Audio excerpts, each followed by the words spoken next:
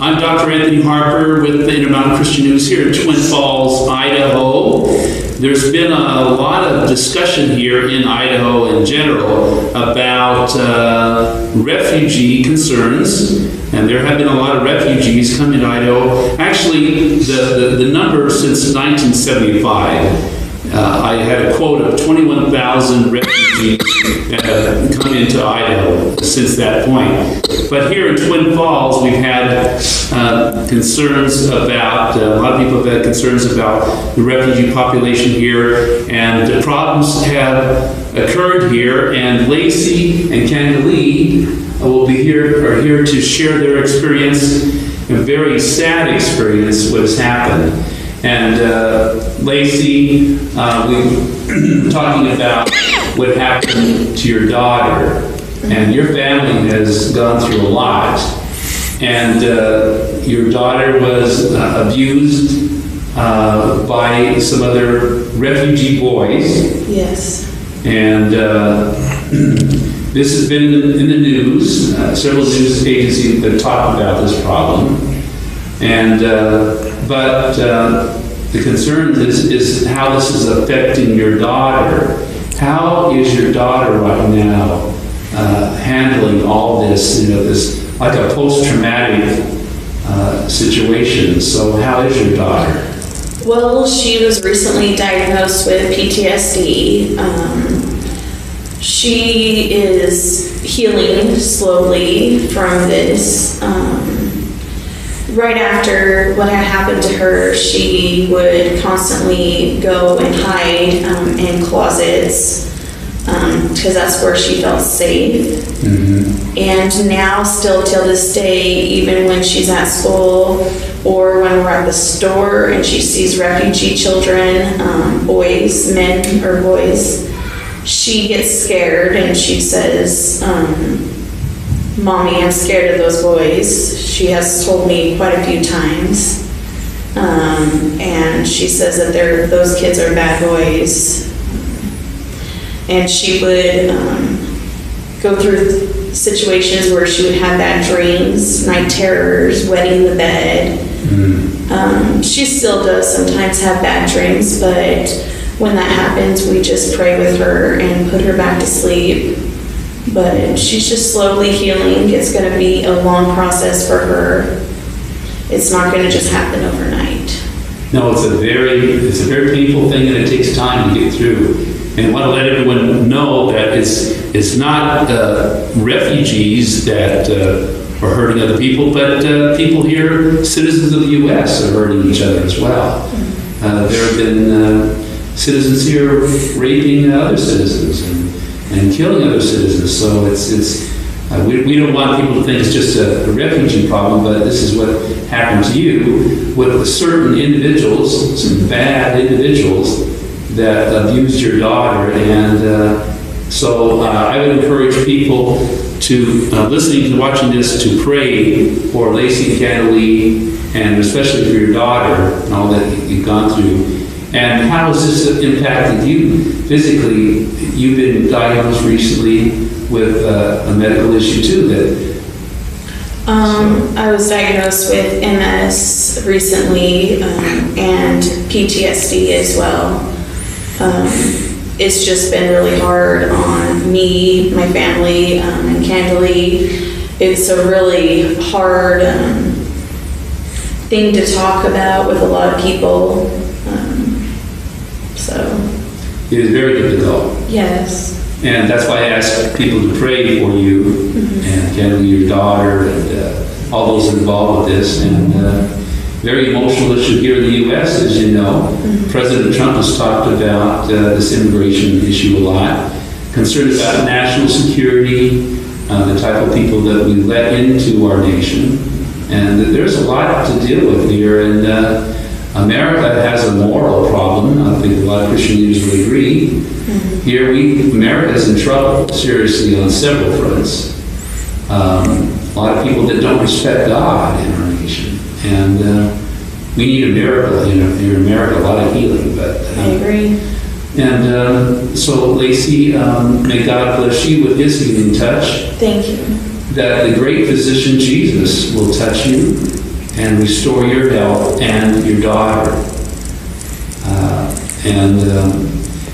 It takes time to get through this, and you need to have a good support system, a good helpful church, and all that. And I've asked people to pray for you. And Candalee, you've witnessed some of this. Yeah, I was there the whole time. You were there for the whole time, as you mentioned earlier that you there was a video that was taken. I seen the video, and then I was harassed afterwards by their older siblings, and they were all in packs of people, like not gangs per se, but multiples. And they would drive past late at night if I was outside. They would say, "We're gonna get you," pointing to my bedroom window. And this had continued on for a couple weeks after the incident. And I actually ended up moving out of state with my family. And now I'm back, which is, I'm glad that I'm back because I'm here to help her, especially with her medical issues. And I think we really need each other in a sense. We both have pretty, severe medical issues, and not only that, the depression and, from the PTSD, the anxiety, and it's just good support to have each other because we both go through the same, type of situation. Very difficult situation. This incident, this happened approximately when? Not too long ago. A year ago. It was a little over a year. It actually happened in June of 2016. 2016, okay. And we can't talk about what's happened on the outcome of this, what happened to these boys, but at least something's happened we don't know, but I would invite people to pray for the boys. It's not easy to do, but Jesus calls to pray for our adversaries. I pray that they will come to know Jesus as their Savior. And to pray, encourage to pray for everyone in this situation. Very difficult to deal with, a lot of uneasiness, and it's so helpful to know that people will be praying for you. And it takes time. So what's next for you, Lacey, and your daughter? You've got ongoing, have to go through therapy. For this? Well, it's just a healing process. We just have one more court hearing, and that's coming up here soon, hopefully. And that's for restitution for all of everything that they've caused our family, like when we had to move out of our apartment by our choice to be safe. Living in a hotel for about close to 2 months and out-of-pocket expenses, and we were just thankful to have the help from a local group called We the People to be there for us, and that's about it. Yeah, there's a lot of support that you need, and I know it's really affected you financially. You've gone through a lot of difficult times, as you mentioned, about having to be out of state. I did. For your own safety. Has been concerns for any further safety issues for you, Lacey, and your family as a result of talking about this? Any concerns? Right now, I believe we're safe where we're at. Our safety is good. It's quiet. Where we are. We don't have to worry about it anymore. We are not where we were. Let's just say that. Thank God that. Yes. But it took a while to find an actual place to live because everywhere where my family looked to rent, the owner would ask us, "Well, why are you moving?" And I would have to tell them our story because it's the truth. I can't just say, "Well, we're moving just because we want to." We're moving because of what happened to my daughter. And then we would get denied that house, and then another house, and another house. And then it took a while to find a house, but we were very grateful from a very close friend of mine, Juanita. She had one of her close friends had a house available that wasn't quite finished right away, but we were able to move in. And so we were thankful, very thankful for that. Well, it is, there's a lot to deal with here. Like I said, take time, but with God's help, you will get through this. And I pray for a good outcome here in the court system, that they will do the right thing. A lot of people don't trust the court system very well.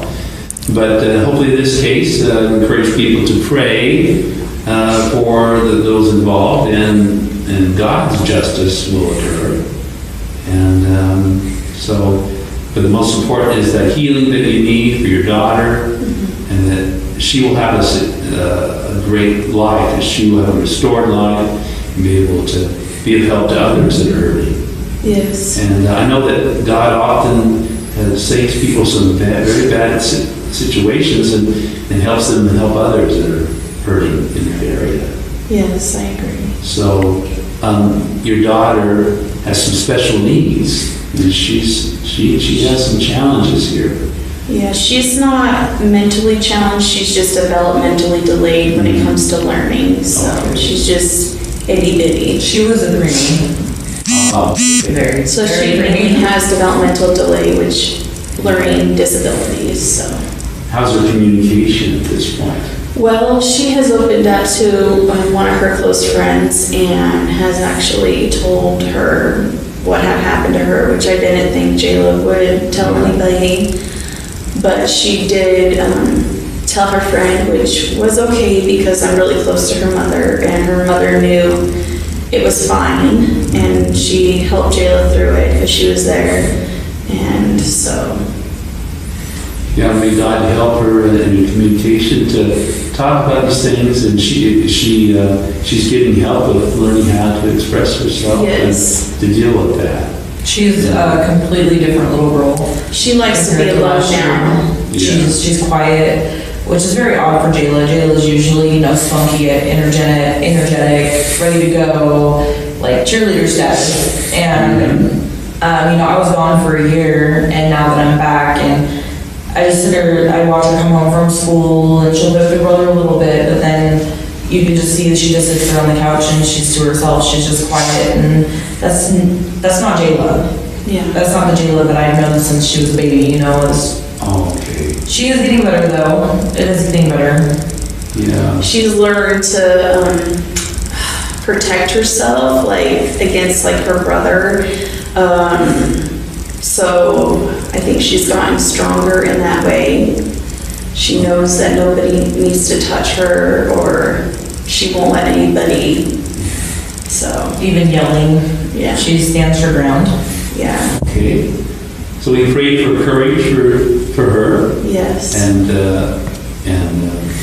help her in all these needs, and for healing for you and Candalee, and that you'll get all the help you need here, all this support, and your family will be restored.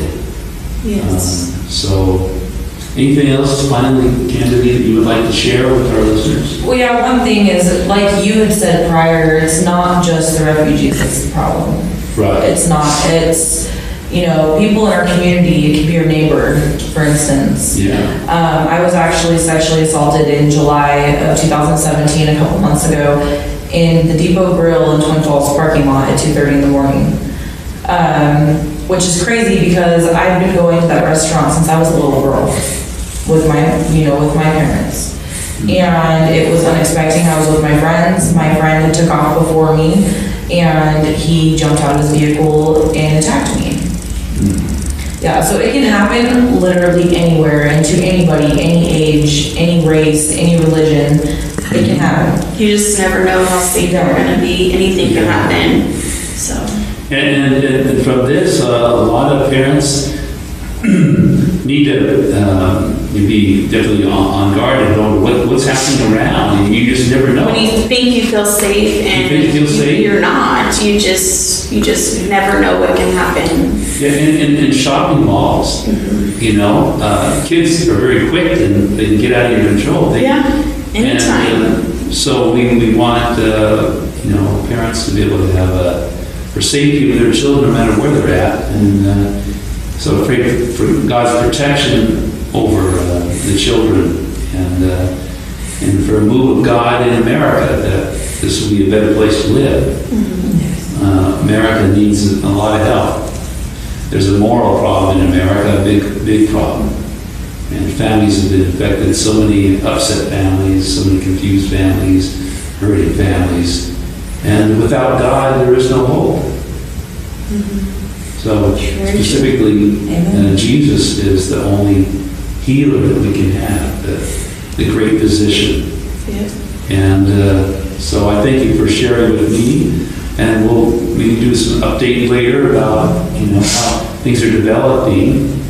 And, I'm once again, Dr. Anthony Harper here to talk about this very crucial issue that is happening not only here in Twin Falls, Idaho, but throughout the nation. There's a lot of families are hurting, children are hurting that have been abused by others.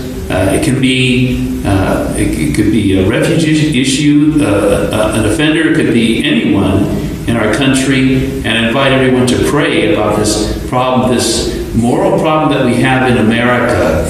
We need to be a nation that honors God and will accept Him and people that seek Him for direction in America, to pray for America that's in trouble. And there's so much to deal with in a short amount of time. We need serious prayer and repentance in America, people praying for each other and trusting in Jesus to help us through this very difficult time. So, Amen. Thank you for sharing. Yes. You're welcome. We'll be able to hopefully help a lot of people. Yes.